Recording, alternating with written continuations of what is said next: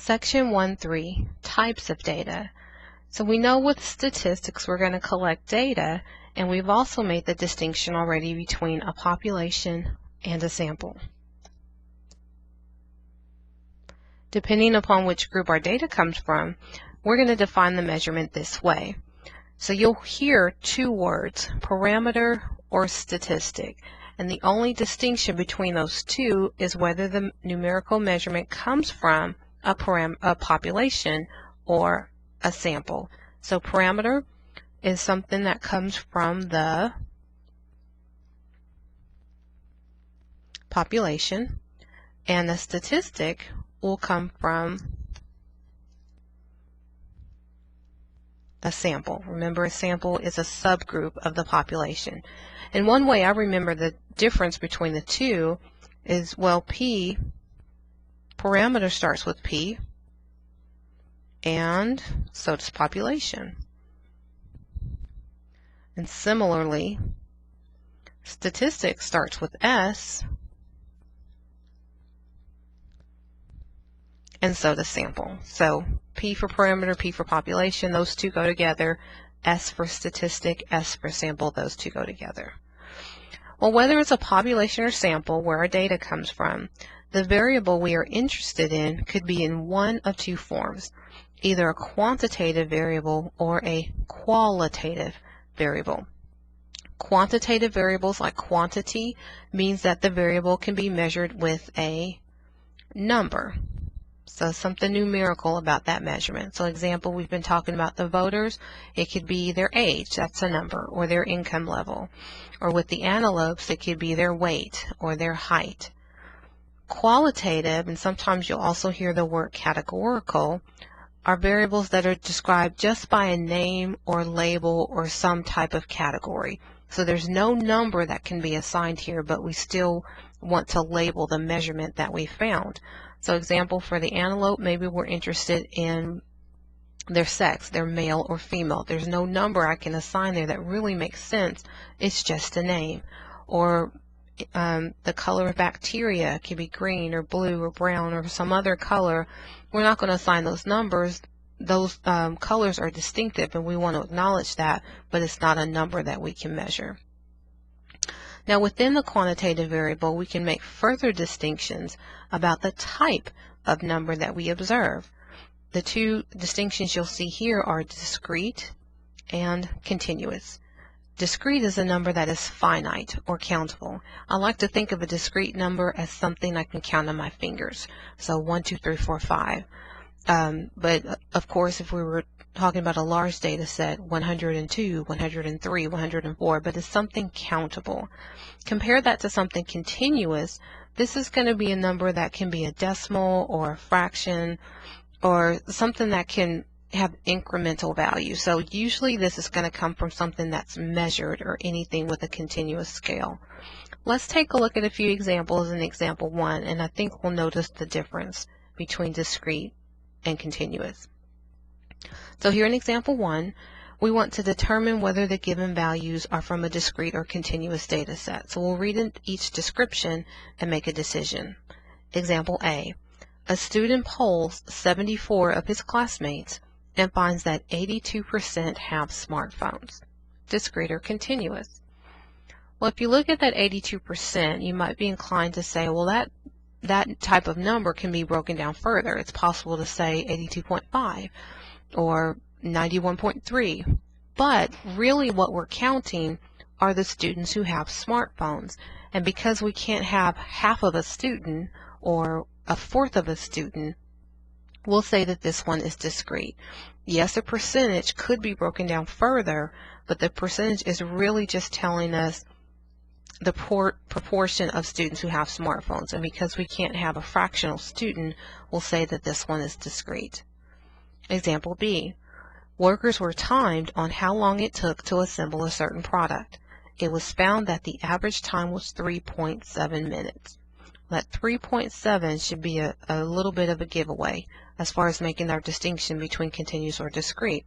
It already has a decimal in it, so that's continuous. The other thing you want to think about is how time is measured. We know that hours can break down into minutes, and minutes can break down into seconds, and we can further break down seconds into milliseconds or any smaller increment. And because we can keep making that distinction, this is definitely something that is continuous. Example C. The average height of 2007 to 2008 NBA players was 6 feet 7 inches. Continuous or discrete? Well, although most of us will say our height with the feet and inches, there's always a possibility of some number in between. So maybe there's a basketball player that's 6'7", and there's somebody that's 6'7½". And maybe there's someone that's just a smidge taller that's 6'7 3/4". And because we can have all those finer increments in between 6'7 and 6'8", again, we would say that this one is continuous. Example D. The number of United States presidents who won both the electoral and popular vote. Continuous or discrete? Again, since we're counting people, and we can't have half of a person, half of a president, 3/4 of a president, this one's going to be discrete. I could count on my fingers. I might not have enough fingers, but I could count how many presidents won both votes and arrive at a number, but it would never be something like 21.5. So this is discrete. So notice the difference. Discrete is usually going to come from something where we're counting objects or things that cannot be broken down into fractional parts. We can't have half of a president or half of a person or half of a bacteria even. It's, if it's split, it's still considered another bacteria. So anything that can't be broken up and counted as a portional, then that's going to be discrete.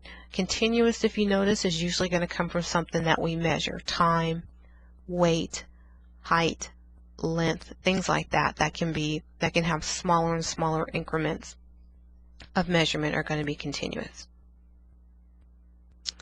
Okay, so still classifying our data, there's another way to refer to data, and that's by the level of measurement. Knowing the level of measurement sometimes can help us decide which computations and methods would be appropriate. So here are some of our levels, and this kind of goes in order. Nominal. If we have nominal data, at this level, measurements are only given names. So there's no distinct order. There's no, good to bad, least to highest, anything like that. So I hesitate to give an example because we'll look at a few situations in example 2, but there's just names, kind of like the colors that we saw earlier with the bacteria, blue, green, brown. One's not necessarily better than the other, they're just names. Now if there is some type of order, then we would call that ordinal. So at this level, measurements have a logical order, but the differences between the levels cannot really be determined. So there's some low to high type of measurement there, but we can't say that something is twice as good, better than, higher than some other measurement. There's an order, but we can't really define the differences between the levels. When we do know the differences between the levels, then we can call that interval. So at this level, we can say that something's numerically better in one way or another, but at this level there's no natural zero starting point. There's not an absolute zero that we can refer to. Compare that to ratio. We definitely have an order, and there is a zero starting point. So be really careful with interval and ratio. They are quite similar, but the biggest difference is interval doesn't have a natural zero starting point, whereas ratio does. So let's take a look at some examples and see if we can make the distinction among these 4 different levels of measurement. Example 2. Identify the level of measurement. Example A. High schools rated on college preparedness of students: poor, fair, adequate, good, and excellent. So of our 4 levels, we need to decide which one is the most appropriate. Well, it's definitely, we have you can consider nominal because we have these names, poor, adequate, fair. There's no numbers, but there are some names. But what you want to ask yourself is there a logical order there? Well, yeah, fair is better than poor, adequate is better than fair, and so on. There's a kind of a good to bad order here. So it is ordinal. But can we say that it's interval? Well, no, we can't say how much better good is than adequate or than fair. We know we'd rather have our high school rated as good or excellent rather than poor or fair, but we can't say what the level of change is between all of those different names. So this at most could be ordinal. Example B. Schools are surveyed for what type of area they are in, rural, suburban, or city.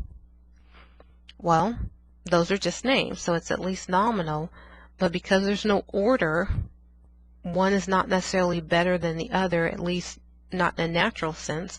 We'll say that this is nominal. So the categories are just names. Example C. The years the school's students tested above the state average. Okay, definitely not nominal because we don't have names. We're talking about year. 1990, 1991, something like that. So we can skip beyond ordinal as well because there will be a mathematical difference between 1990, 1991, 1992. We can make the distinction that 1992 is 2 years after 1990. That's a difference between levels. That's not apparent in ordinal. So it's not nominal, not ordinal. Now we have to make the distinction of whether it's interval or ratio. Well, remember the distinction between the two is a natural zero starting point. Is there a natural zero starting point? When you're talking about time, it's really hard to make that distinction. Even if we went back as far as we could, time starts to do this weird thing where there's not really a zero and then it starts to be counted as BC. So because there's no natural zero starting point, we will say this is interval. So definitely in order if we're talking about years, but there's also a distinguishable difference between the years, so but not a natural zero, so that's interval. Example D. The number of students receiving college scholarships. Well, we know it has to be interval ratio because it's a number, but to distinguish between interval or ratio, I'm asking myself, is there a zero starting point?